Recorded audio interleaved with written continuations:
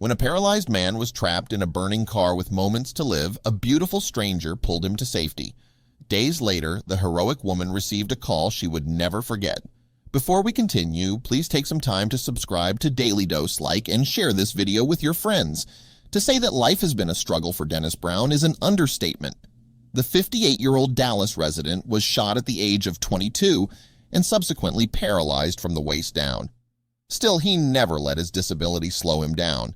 In fact, he even learned to operate a vehicle with just a few adjustments. However, something that had made his life a bit easier would also threaten to take it away. After renting a car that was equipped with a hand control device from Enterprise, Brown says something just wasn't right. After turning the ignition, he noticed a strange odor. Without warning, the front of the vehicle burst into flames, engulfing the car in smoke and trapping him inside. "I think it was a wiring issue. I rented this car several times. This time it smelled funny," Brown wrote. "It started smoking, then I looked up. It's on fire." While helping her friend move into a nearby home, Tammy Arrington, 42, glanced outside to see the blaze. Although she believed the car to be empty, she couldn't shake a gut feeling that someone might need help, so she headed over and peered through the smoke. Through the window, she saw movement coming from the driver's seat, the New York Post reports.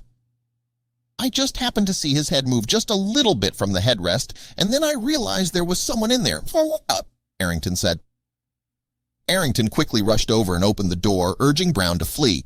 When the passenger informed her that he was paralyzed, she knew she had to act quickly. "She said, 'Get out of the car,'" said Brown. "I said, 'I can't. I'm in a wheelchair.'" Arrington initially tried fetching Brown's wheelchair, but soon realized she didn't have time to put it together.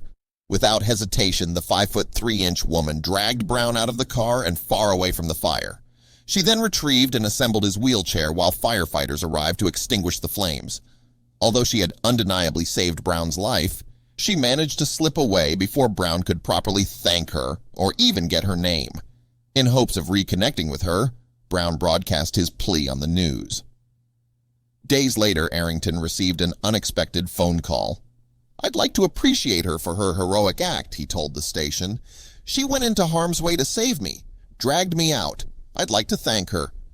When Arrington answered the phone, she heard the familiar voice that had cried out to her just days prior.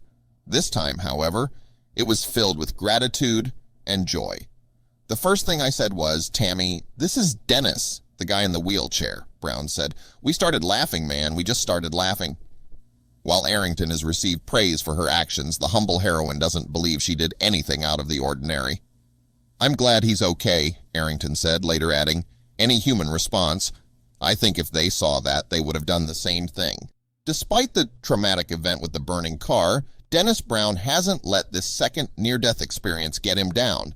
If anything, he is more grateful than ever for the gift of life. "Life is beautiful, even from the sitting down position," Brown said with a big smile. Brown offered to treat Tammy Arrington and her friend to dinner the next time his savior was in town. He believed it was the least he could do for the woman who risked her own life to give him a fighting chance.